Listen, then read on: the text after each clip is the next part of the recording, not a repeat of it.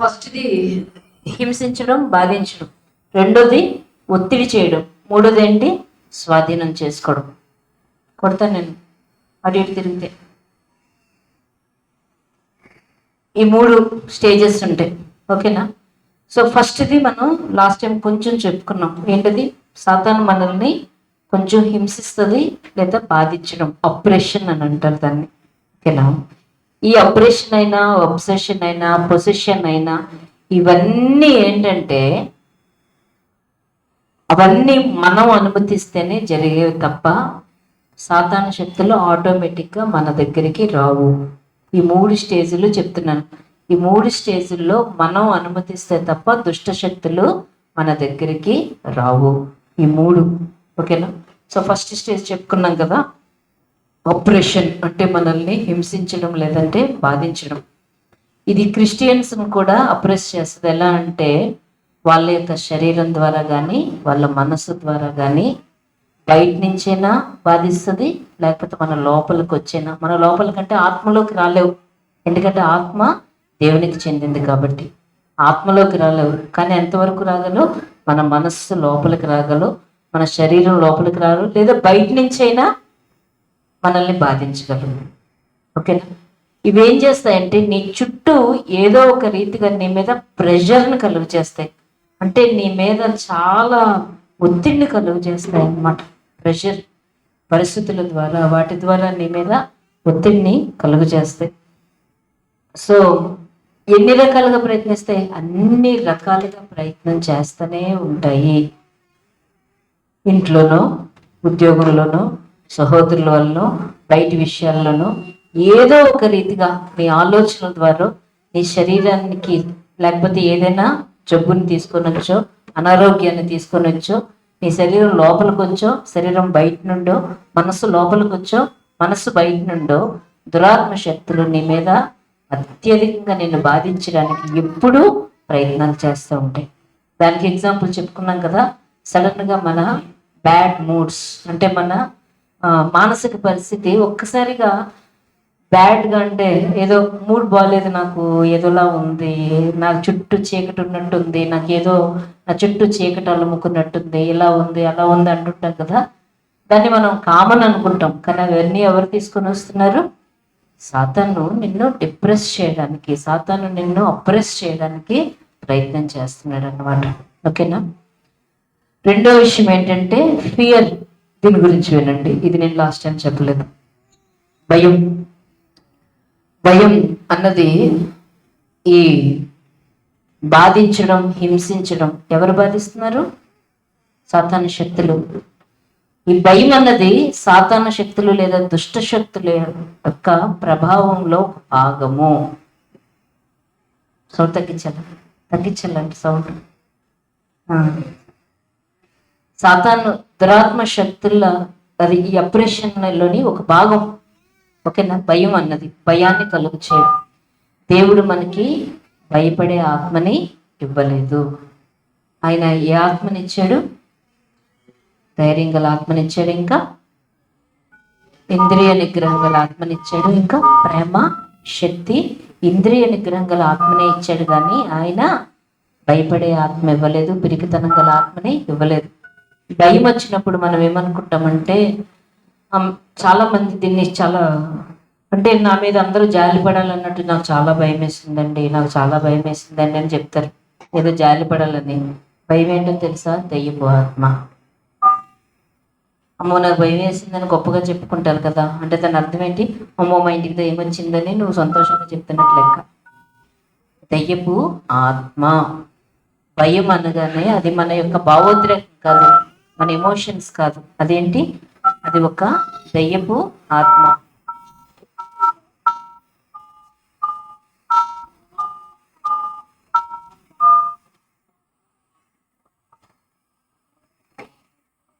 ఓకేనా?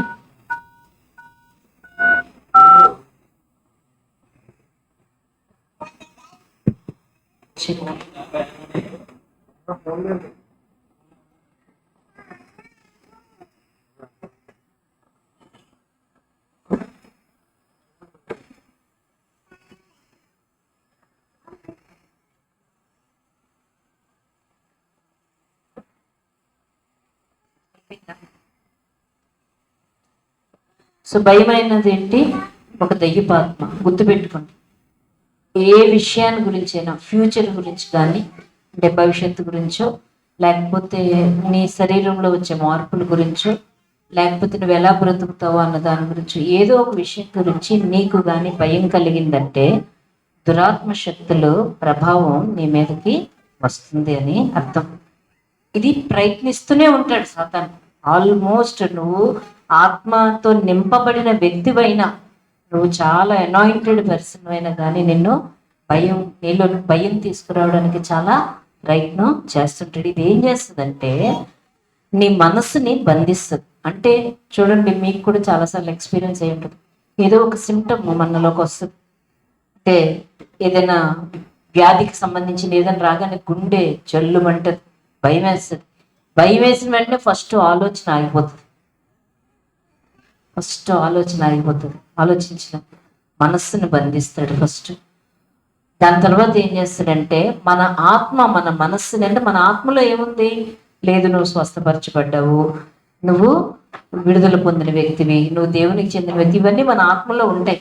కానీ మన మనస్సును బంధించడం వల్ల ఈ ఆత్మ మన మనస్సును కానీ శరీరాన్ని కానీ డామినేట్ చేయలేదు, ఇంకా ఆగిపోద్ది అనమాట. పాజ్ నొక్కేసినట్టు అయిపోతుంది, కామ్ అయిపోతుంది మొత్తం అంతా. ఇది భయం అన్నది. అందుకని భయపడినాడు చాలాసార్లు చెప్పుకుంటాం కదా, టిల్లు కూడా చెప్తాడు. భయం వేసినప్పుడు ఎదురుగా లారీ వస్తుంది, లేకపోతే ట్రైన్ వస్తుంది అనుకోండి, ఎదురుగా పట్ట ఎంత ఉంటుంది? ఇక్కడి నుంచి ఇలా దూకితే మనం బతికేస్తాం. కానీ భయానికి ఏం చేస్తాం? అక్కడే ఉండిపోతాం. లేకపోతే అలా వస్తుంటే దాని ఎదురుగానే పరిగెడతాం, కానీ పక్కకి వెళ్ళాం. అంటే ఆలోచించే జ్ఞానం ఉండదు ఇంకా. సో ఎప్పుడైతే భయం వస్తుందో మన మనస్సుని హోల్డ్ చేస్తాడు. దీనివల్ల మన ఆత్మ శరీరాన్ని కానీ మనసుని కానీ డామినేట్ చేయలేక ఆ భయం అనే ఆత్మని మనం అనవసరంగా లోపలికి తీసుకుంటాం. దానివల్ల కొంతమందికి అయితే భయం వేసిన వెంటనే కడుపు పట్టేసినట్టు, కొంతమందికి మోషన్స్ అయిపోవడం, ఇవన్నీ జరుగుతాయి కదా. ఆ కడుపు మీద పనిచేస్తాయి, పొట్ట పట్టేసినట్టు అయిపోయి ఒక శక్తి ఏదో గట్టిగా పట్టేసినట్టు అయిపోతుంది అన్నమాట. శరీరాన్ని కూడా లోబరుచుకుంటుంది. Thank you. ఓకేనా? సో ఇది రెండోది. ఓకేనా? ఇవి నువ్వు క్రిస్టియన్ అయినా అవ్వకపోయినా ప్రతిరోజు ప్రతి క్షణం దురాత్మ శక్తులు నీ చుట్టూ పనిచేస్తూనే ఉంటాయి. లేకపోతే నీలోకి వచ్చేనా పనిచేస్తూ ఉంటాయి. నీ ఆత్మను తాకలేవు, కానీ నీ మనస్సుని నీ శరీరాన్ని తాకడానికి అన్ని రకాలుగా ప్రయత్నిస్తుంటాయి. ఫస్ట్ ఏంటి? బ్యాడ్ మూడ్స్, అబ్బా ఏదో బాగాలేదు నా చుట్టూ అని అనిపిస్తుంది. రెండోది ఏంటి? భయం, భవిష్యత్తు గురించిన భయం, ఏదైనా వ్యాధి గురించి భయం. ఈ భయం అన్నది ఆయన రాస్తాడు, ఈ భయం అన్నది నీకు ఫ్రెండ్ కాదు, భయం అన్నది నీకు స్నేహితుడు కాదు. దాన్ని పెంచి పోషించడానికి ఈ భయాన్ని ఏం చేయాలి? దాన్ని గద్దించాలి. భయం వచ్చినప్పుడల్లా ఏం చేయాలి? దాన్ని గద్దించాలి. అది దురాత్మ శక్తి, నీ భావోద్రేకం కాదు భయం అంటే ఏడుపు రావడం, సంతోషం రావడం లాగా భయం అన్నది భావోద్రేకం కాదు. భయం అన్నది దురాత్మ. అర్థమైంది నేను చెప్పింది? సంతోషం, ఆనందం ఇవన్నీ మన ఫీలింగ్స్, అది ఫీలింగ్ కాదు, అదేంటి? దురాత్మ. కాబట్టి భయం వచ్చినప్పుడల్లా ఏం చేయాలి? యేసుక్రీస్తు నామంలో భయాన్ని వెళ్ళగొడుతున్నాను అని చెప్పాలి. ఓకేనా? మూడోది చెప్పాడు ఆయన, ఒక ఎగ్జాంపుల్ చెప్పాడు. ఏంటది? Physical oppression. అంటే నీ శరీరాన్ని ఎలా బాధిస్తుంది అని మనం ఎగ్జాంపుల్ చెప్పుకున్నాం, గుర్తుందా? ఒక ఆయన ప్రార్థన చేయించుకోవడానికి వస్తాడు. ఏమైంది?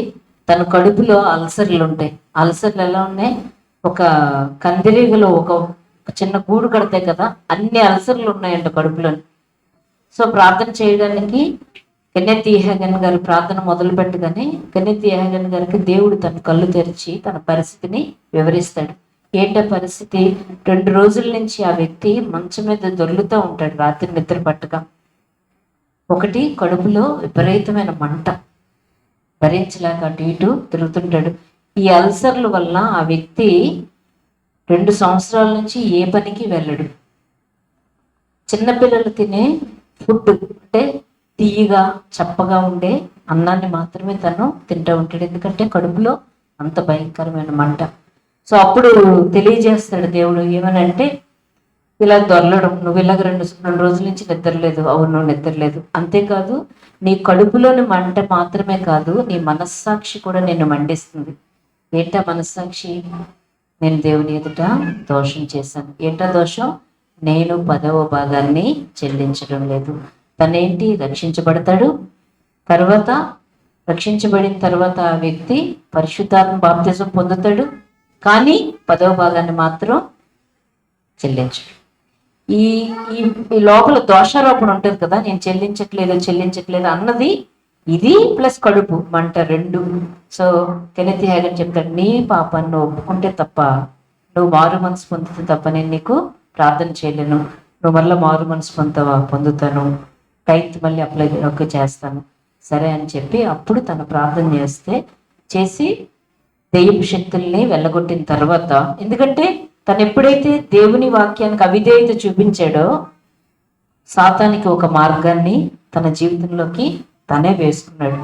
సో దాన్ని ఆధారం చేసుకొని తన మీద పనిచేయడం మొదలుపెట్టింది, తన శరీరాన్ని బాధించడం మొదలుపెట్టింది. కడుపు నిండా అల్సర్లు వచ్చాయి, ఉద్యోగం మానేశాడు, డబ్బులు లేవు, తర్వాత ఇప్పుడు తను తినలేకపోతున్నాడు. ఈ పరిస్థితులు ఒకదాని తర్వాత ఒకటి ఎలా వస్తున్నాయో చూడండి. ఎప్పుడైతే కన్ఫెస్ చేస్తాడో, ఎప్పుడైతే ప్రార్థన చేస్తాడో చెప్తాడు, నువ్వు వెళ్ళేటప్పుడు మంచి సూప్ కొనుక్కొని వెళ్ళు, కారం సూప్ కొనుక్కొని వెళ్ళు అని చెప్తాడు. వెళ్ళి హ్యాపీగా తిని తర్వాత రోజు వెళ్ళి ఎక్స్రే తీసుకుంటే ఆ గూడు కట్టిన అల్సర్లో ఒక్క అల్సర్ కూడా ఉండదు. సో ఎప్పుడైతే మనం దేవునికి విధేయత చూపిస్తామో మనకి దుష్ట శక్తుల్ని ఎదిరించే శక్తి మనకి మీన్స్ దాని యొక్క ఎదిరించగలం. ఎందుకంటే దేవునికి లోబడి అపవాదిని ఎదిరించడి. మనం దేవునికి లోబడ్డం తర్వాత అపవాదిని ఎదిరిస్తాం. ఇది మొన్న చెప్పుకున్నాం. నెక్స్ట్ మెంటల్ అప్రెషన్, మన మనసు మీద ఎలా దాడి చేస్తాడు. ఒక వ్యక్తి వస్తాడు, ప్రార్థన చేయించుకుంటాడు, చేసిన తర్వాత అక్కడ కూర్చున్న తర్వాత ఈయన మరలా ఆ వ్యక్తి వైపు చూడగానే ఒక చిన్న కోతిలాగా ఒక రూపం తన యొక్క ఈ హెడ్ చుట్టూ ఇలా పట్టుకొని ఉంటుంది గట్టిగా.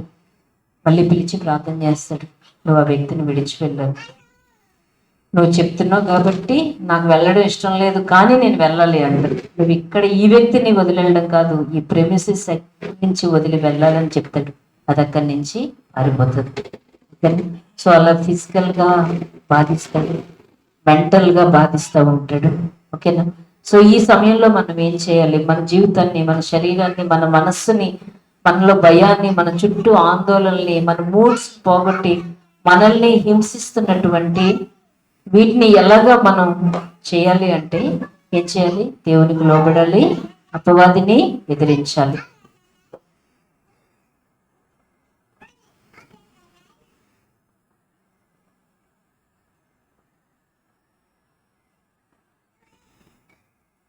దేవునికి లోబడాలి, అపవాదిని ఎదిరించాలి. ఓకేనా? సో అందులో మొట్టమొదటిది మత్తయి 18:18 ఏంటిది? మీరు భూమి మీద వేటిని బంధిస్తారో పరలోకమందు అవి బంధించబడి. ఇవన్నీ ఎప్పుడు చేయగలరు? నువ్వు దేవుని వాక్యానికి లోబడి ఉంటేనే. నువ్వు దేవుని వాక్యానికి వ్యతిరేకంగా ఉండి ఇవి చేస్తే అది జరగదు. దేవునికి లోబడాలి, అపవాదిని ఎదిరించాలి.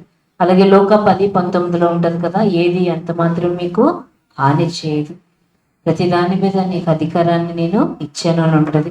అలాగే ఫిలిప్పి 2:9-11 ఉంటుంది ఏంటి? ఏ నామమైన యేసుక్రీస్తు నామంలో వంగవలసిందే, ప్రతి మోకాళ్ళు వంగును, ప్రతి నోరు మాట్లాడను అని చెప్తుంది కదా. సో వీటిని అన్నిటినీ ఆధారం చేసుకొని మనం ఎదిరించవచ్చు. కానీ ఎప్పుడు నువ్వు దేవుని వాక్యానికి అనుగుణంగా ఉంటే, అసలు నువ్వే ఏంటి లైట్లో నడిస్తే, మీన్స్ లైట్ వెలుగులో నువ్వే నడిస్తే దానికి ఎలాంటి అధికారం ఉండదు. ఒకవేళ నీ మీద కంప్లీట్గా ఇంకా బాధించడానికి ప్రయత్నిస్తున్నా, నువ్వు దాన్ని ఏం చేయగలచ్చు? ఎదిరించవచ్చు. ఓకేనా? ఇంతకీ ఒక డౌట్ రావచ్చు, ఏంటంటే క్రైస్తవులు కదా, క్రైస్తవులు దెయ్యాలకి లోబడతారా? క్రైస్తవులు దెయ్యాలకు లోబడతారా? మామూలుగా అయితే లోబడరు, కానీ లోబడే అవకాశం ఉన్నది. ఇందులో చెప్పిన ఎగ్జాంపుల్స్ చెప్తే, ఆయన చెప్పిన ఎగ్జాంపుల్స్ వింటే బుర్ర పాడైపోతుంది. నిజంగా రోమిలికి రాసిన పత్రిక 6 అధ్యాయం 16 వచనంలో ఒక మాట ఉంటుంది.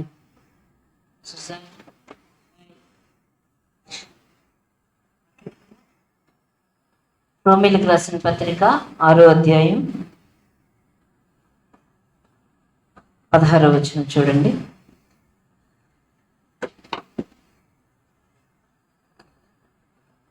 లోబడుటకు దేనికి మిమ్మల్ని మీరు దాసులుగా అప్పగించుకుందరో అది చావు నిమిత్తముగా పాపమునకే గాని, నీతి నిమిత్తం విధేయతగా గాని దేనికి మీరు లోబడదురో దానికే దాసులగుదురని మీరు ఎరుగురా. అంటే లోబడ్డం అన్నది ఎవరి చేతిలో ఉంది? చేతిలో. నువ్వు నీతికి అంటే ఈ వాక్యానికి లోబడితే దేవునికి దాసుడు అవుతావు. నువ్వు పాపానికి, లోకానికి, సాతానికి లోబడితే నువ్వు వాడికి దాసుడు అవుతావు. చూడండి, మనం అందరం పరిశుద్ధాత్మ బాప్తిజం పొందిన వాళ్ళు, రక్షించబడ్డ వ్యక్తులం. మనం పూర్తిగా పరిశుద్ధాత్మ లోబడుతున్నామా? ఆయనే చెప్తాడు, కెన్నెత్ హ్యాగన్ గారే చెప్తాడు ఏమని, మనలో ఎవ్వరూ కూడా పూర్తిగా ఆయనకి లోబడలేదు, మనం నేర్చుకుంటున్నామని ఆయన చెప్పాడు. కాబట్టి మనం వాట్ వీఆర్ నథింగ్. ఓకే, మనం పూర్తిగా పరిశుద్ధాత్మ లోబడలేదు, కానీ అప్పుడప్పుడు లోబడతాం. కానీ అలాగే అప్పుడప్పుడు మనం ఎవరికి కూడా లోబడతాం?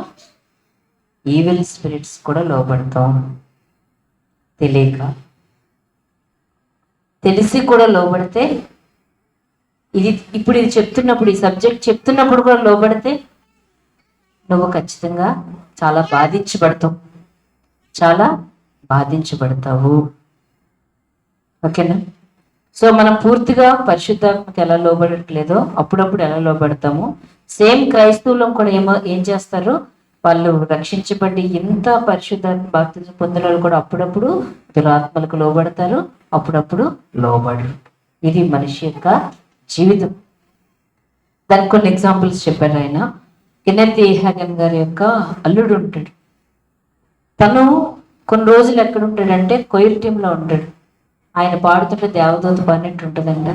చాలా బాగా ఉంటాడు, అద్భుతంగా సంగమంతటితో ఉంటాడు, చాలా బాగా ఉంటాడు. కొన్ని రోజులకు మళ్ళీ కనిపించాడు.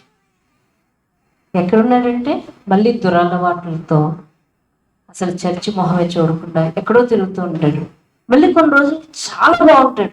తను బాగున్నప్పుడు ఎక్సలెంట్గా ఉంటాడు, బాగోలేనప్పుడు చాలా దారుణంగా ఉంటాడు. ఎలా ఉంటాడంటే, ఒకసారి కెన్నెత్ హ్యాగన్ గారు ముఖం మీద సిగరెట్ కాల్చి ఆ పొగ ఆయన ముఖం మీద ఊపుతాడంట. కానీ ఈయన ప్రేమతో దాన్ని తట్టుకుంటాడు. అంత వరస్ట్గా ఉంటాడు, అంత బెస్ట్గా ఉంటాడు.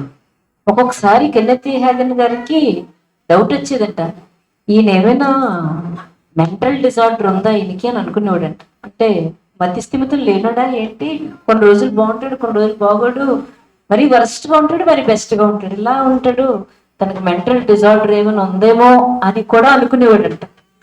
సరే, దీని గురించి ఆయన ప్రార్థన చేస్తూ ఉంటాడు. ఒకసారి ఆయన ఒక సర్వీస్ కోసం ప్రిపేర్ అవుతుంటాడు, ఒక మెసేజ్ కోసం ప్రిపేర్ అవుతుంటే దేవుని ఆత్మ సడన్ గా తన అల్లుడిని చూపిస్తాడు. ఎలా అంటే, వాళ్ళ అల్లుడు ఒక రోడ్డు మీద సబ్వే ఉంటుంది కదా, అందరూ నడిచే మార్గం ఉంటుంది కదా, అక్కడ నడుస్తూ ఉంటాడు. కుడివైపు ఒకటి, ఎడమవైపు ఒకటి, వెనకాల ఒకటి, 3 చిన్న చిన్న కుక్క పిల్లలు ఉన్నాయి. కానీ కుక్కల పిల్లలు కాదు, చిన్న కోతి ఆకారంలో ఉంటాయి. కానీ కుక్క పిల్లలు ఎలా అయితే తిరుగుతాయి, చిన్న చిన్న కుక్క పిల్లలు ఎలా తిరుగుతాయి, ఇలా ముద్దుగా, అలాగా ఈ రైట్ సైడ్ లెఫ్ట్ సైడ్ వెనకాల తిరుగుతూ ఉంటాయంట. తిరుగుతుంటే తను స్ట్రైట్గా నడుస్తుంటాడు. ఒకసారేమో ఈ కుడివైపు ఉన్న కుక్క పిల్ల తనని కొంచెం ఆకర్షిస్తుంటుంది, అటువైపు అలా వెళ్ళిపోతుంటాడు, మళ్ళీ స్ట్రైట్ అవుతాడు. ఒకసారి ఎడం వైపు ఉన్న కుక్క పిల్ల ఆకర్షిస్తే అటువైపు వెళ్తాడు, మళ్ళీ స్ట్రైట్ అవుతుంటాడు. మళ్ళీ వెనక ఏది చెప్తుందో అలా వెళ్తూ ఉంటాడు, మళ్ళీ స్ట్రైట్గా వెళ్తుంటాడు. ఈ 3 దురాత్మలు నీ అల్లుడిని సరిగ్గా ఉండకుండా, అంటే ఏంటో తెలుసా, దేవుళ్ళు సరిగ్గా నడవనివ్వు, దురలవాట్లకు లోన్ చేస్తూ ఉంటాయి. ఎక్కడైతే ఉద్యోగంలో జాయిన్ అవుతాడో అక్కడ స్థిరంగా ఉండలేడు. 15 రోజులు 20 రోజులు పనిచేయడు, మళ్ళీ మానేడు, మళ్ళీ 10 రోజులు పనిచేయడం, మళ్ళీ మానేడు. చేసినప్పుడు చాలా బాగా చేయడం, తర్వాత మళ్ళీ వరస్ట్గా అయిపోవడం. ఇది తన పరిస్థితి.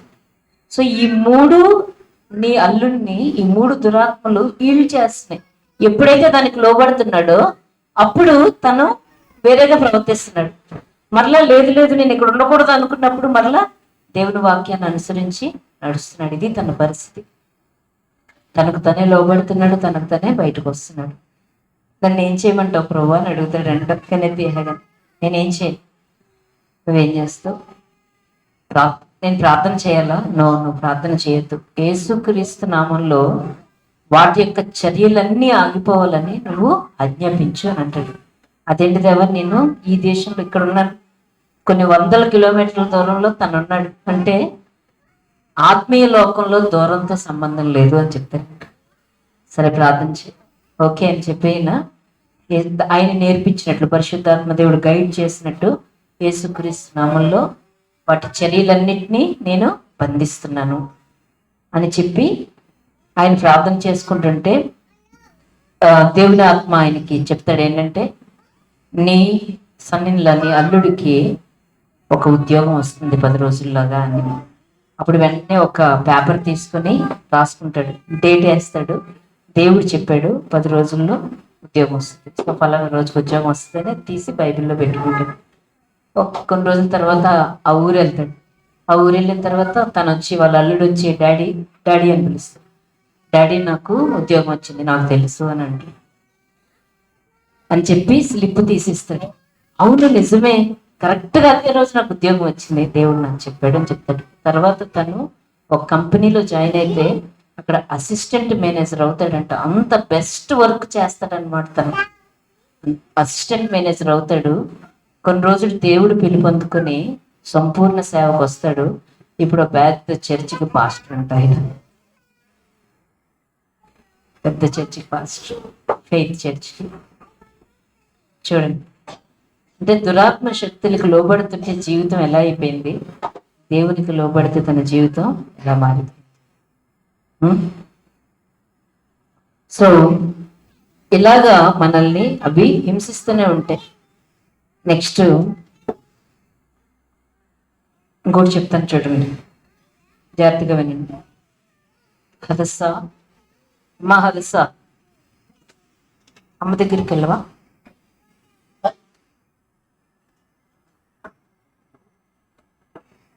ఇది చాలా భయాన్ని కలిపే ఎగ్జాంపుల్. ఇది జాగ్రత్తగా వినండి. విన్నారా అందరూ?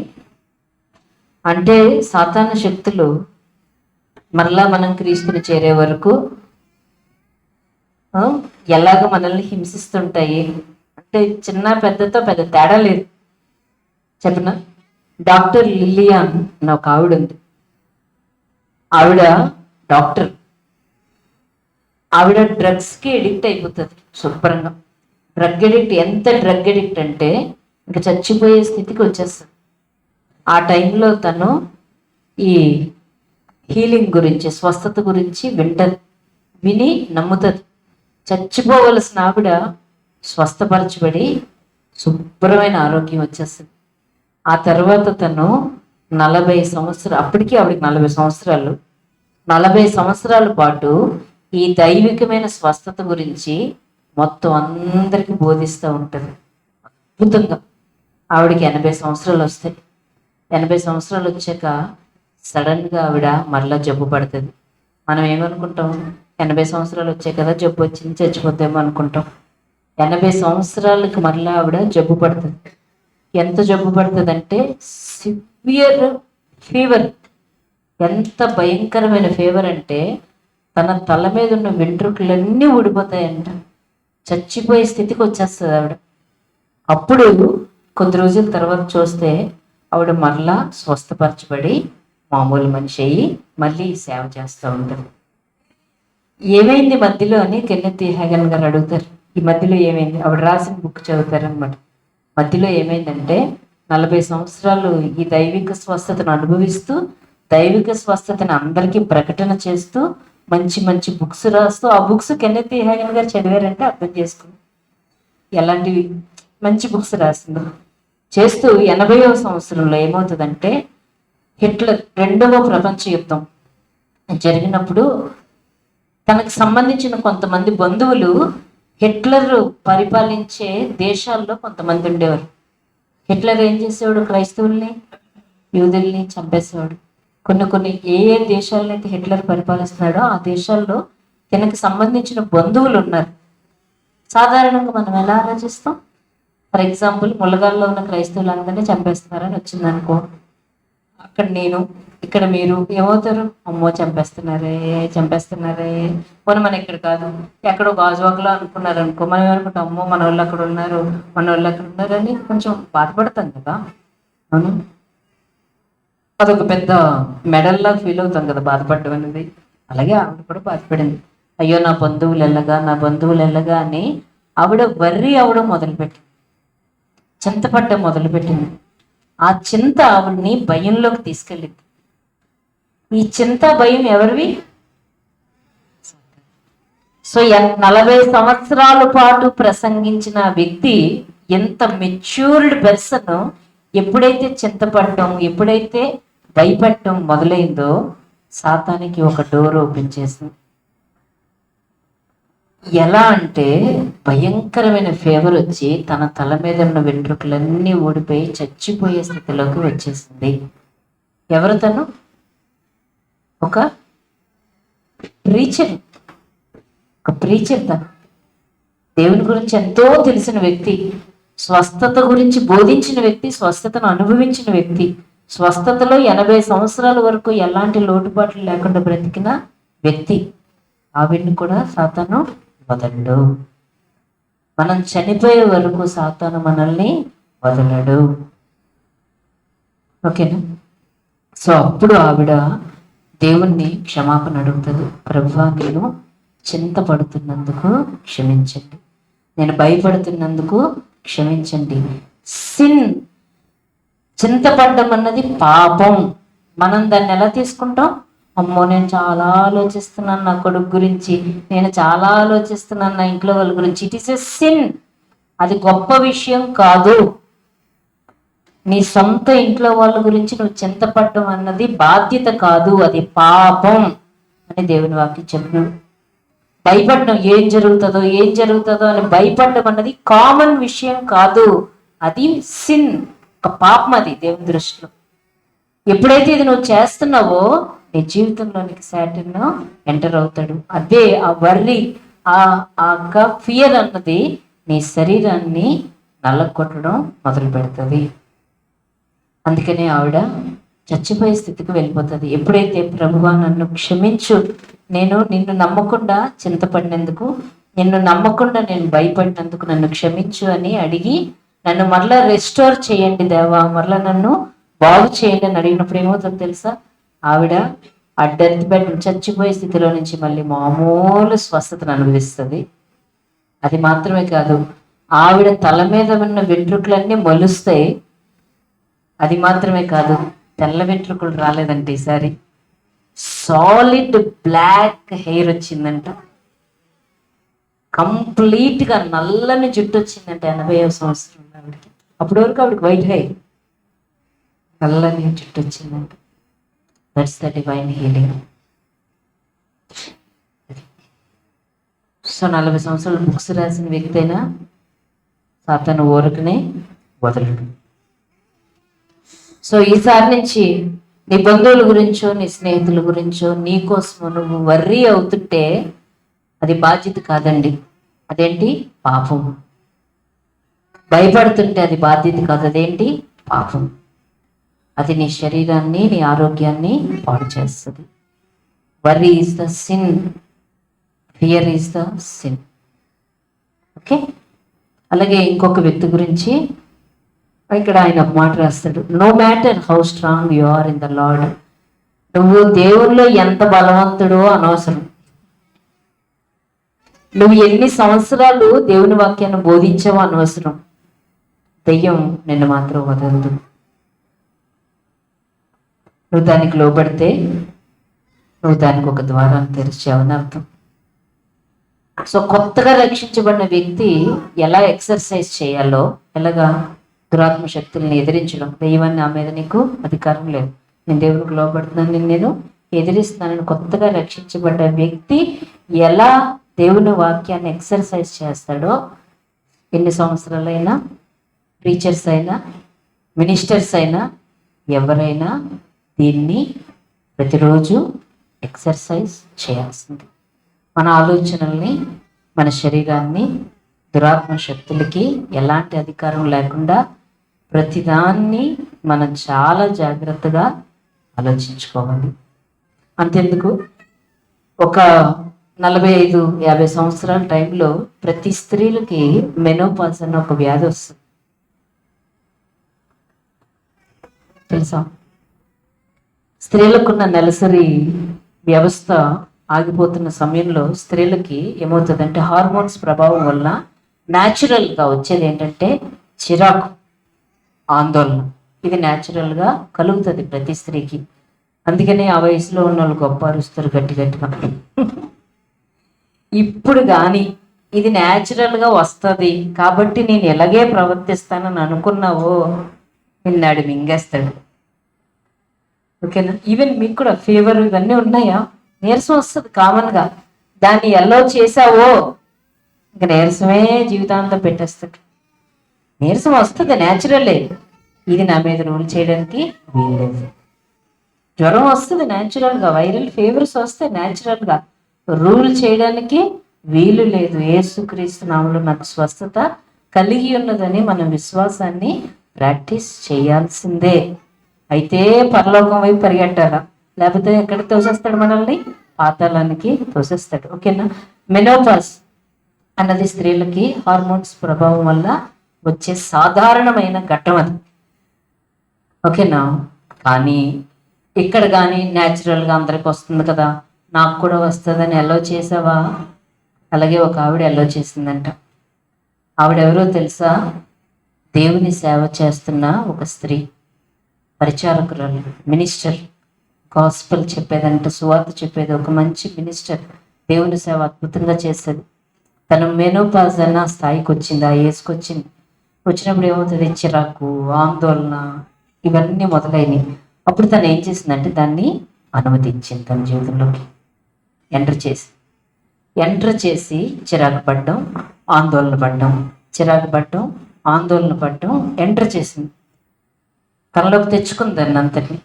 తెచ్చుకున్న తర్వాత రోజుకి, అంటే ఏ రోజు కూడా తను ఎక్సర్సైజ్ చేయట్లేదు. ఏ రోజు కూడా ఇది నా మీద ఉండడానికి వీలు లేదు, నేను ఎలా బ్రతకాల్సిన అవసరం లేదు, నేను యేసుక్రీస్తు స్వస్థత పొందిన వ్యక్తినని ఏ రోజు తన అధికారాన్ని ఉపయోగించుకోవట్లేదు. ఏమవుతుందో తెలుసా? ఆపరేషన్ అని చెప్పుకున్నాను కదా, అంటే బాధించడం దగ్గర నుంచి రెండో స్టేజ్ ఏంటది? రెండో స్టేజ్ ముట్టడి వేయడం. అంటే తను ఇంకా దాని నుంచి తప్పించుకోలేదన్నమాట. ఆ స్థాయికి వెళ్ళిపోతుంది. ఇంకా తన ఆలోచనలు, తన శరీరం అంతా ఏం చెప్తుందో అలా ప్రవర్తించడం మొదలయ్యి లాస్ట్ స్టేజ్ కూడా వచ్చేస్తుంది. ఏంటి? సాతాను స్వాధీనపరచుకోవడం. ఏమవుతుందో తెలుసా? ఇంత బాగా పరిచర్య చేసిన స్త్రీ పిచ్చిదైపోతుంది. ఎంత పిచ్చిదవుతుందో తెలుసా? తన 2 చేతులు కాళ్ళు కట్టి ఒక గదిలో కూర్చోబెడతారు. ఎవరు? Mental hospital. ఎందుకో తెలుసా? తన చేతులు కాళ్ళు వదిలేస్తే తల వెళ్ళి బుర్ర బాధేసుకుంటుంది. ఏదైనా తినడానికి ఫోర్క్ ఇస్తే ఫోర్క్తో పొడి చేసుకుంటుంది. ఫోన్లను వదిలేస్తే ఇంకొకరిని ఎవరైనా పొడి చేస్తుంటుంది. ఎక్కడిచ్చింది చిన్న అవకాశం? చిరాకుకి, ఆందోళనకి చిన్న అవకాశం అది పెద్ద అవకాశంగా మారి సాతాను లోపరుచుకున్నంతగా మార్చుకుని చివరికి తన పరిస్థితి ఎలా అయిపోయిందంటే ఒక పిచ్చి ఆసుపత్రిలో 2 చేతులు కాళ్ళు కట్టి ఎప్పుడైనా తిండి పెట్టాలంటే చేతితోనే తిన్నాం, జంతువులో తినేదంట.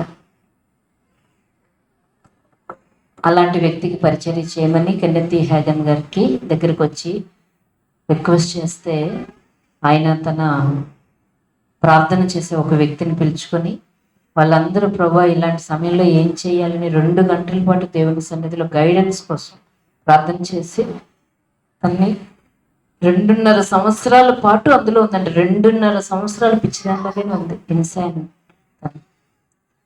సో ఆవిడ దేవుడు చెప్పినట్లుగా పరిచర్య చేసిన తర్వాత 2 రోజుల వరకు తనని సాతాను వెళ్ళలాడించి తనని కింద పడేసి భయం పడేసి పిచ్చిదానిలాగా అరుపులు అరిచి అరిచి అరిచి అరిచి ఒక 2-3 రోజుల తర్వాత తన మామూలు వ్యక్తి అవుతుంది.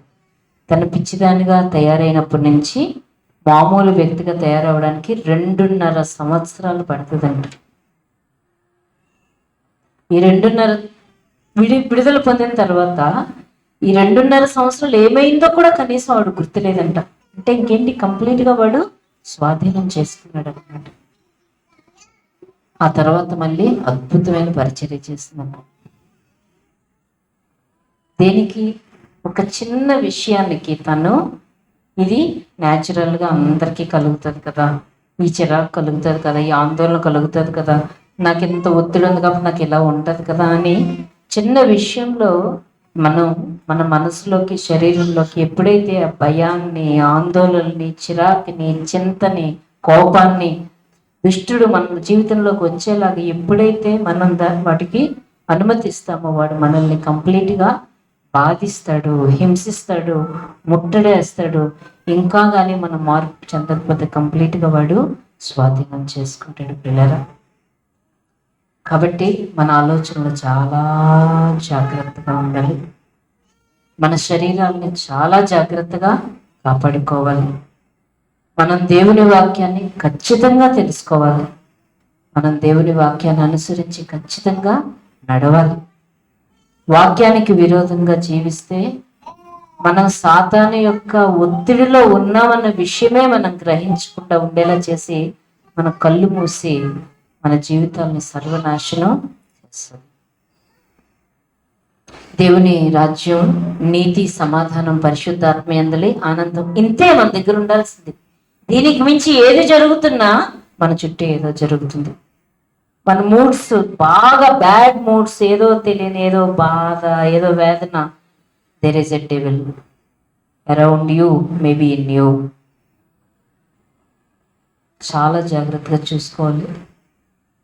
అన్కాన్షియస్ ఆ ప్రీచరు 40 సంవత్సరాలు ప్రీచ్ చేసి జస్ట్ వర్రీ అవుతుంటే తన జీవితంలో కూడా ఎంటర్ అయిపోయి చంపేయాలనుకున్నాడు అంతే.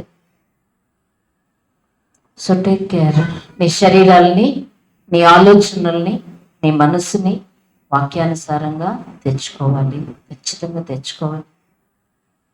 ఈజీ గోయింగ్ వే అన్నది లేదు. నువ్వున్నది ఆట స్థలం, ప్లే గ్రౌండ్లో కాదు. నువ్వున్నది యుద్ధ భూమిలో. నువ్వు యుద్ధ భూమిలో ఉండి ఆటలాడుకుంటే అవ్వదు. ఏదో ఒక బాణం వచ్చి గుచ్చి చంపేస్తుంది నిన్ను. నీకు ఇష్టమున్నా లేకపోయినా యుద్ధ భూమిలో నువ్వు యుద్ధం చేయాల్సిందే. నువ్వు ఉంటున్నది ఒక యుద్ధ భూమిలో. క్రైస్తవుడైన నీవు ఉన్నది యుద్ధ భూమిలో, ఆట స్థలంలో కానే కాదు. ప్రతి క్షణం చాలా జాగ్రత్తగా బ్రతకాలి పరిశుద్ధాత్మ దేవుని సహాయంతో. హల్లెలూయా. అర్థమైందా? కొంచెమైనా ప్రార్థన చేద్దాం.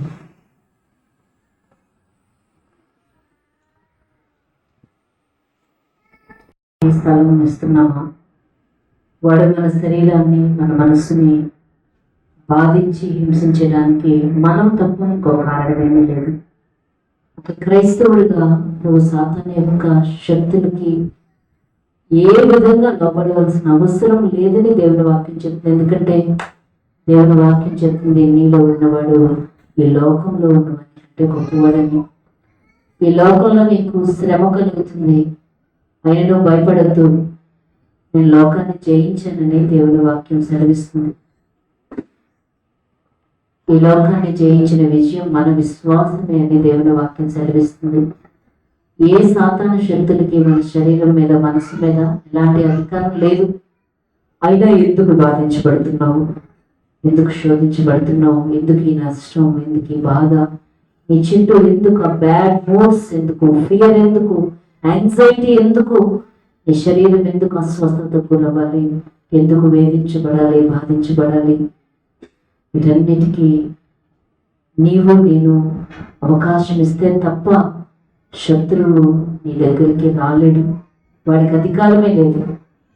ఒకవేళ నువ్వు దానిని, ఆ మార్గాన్ని నువ్వే ఏర్పాటు చేస్తూ ఉంటే, నువ్వు దాన్ని గుర్తించినట్లయితే దేవునికి లోబడు, అపవాదిని ఎదిరించి శత్రువు నీకు ఎలాంటి అధికారం, నా శరీరం మీద, నా మనసు మీద నీకు ఎలాంటి అధికారం లేదు అని చెప్పగలవు నువ్వు.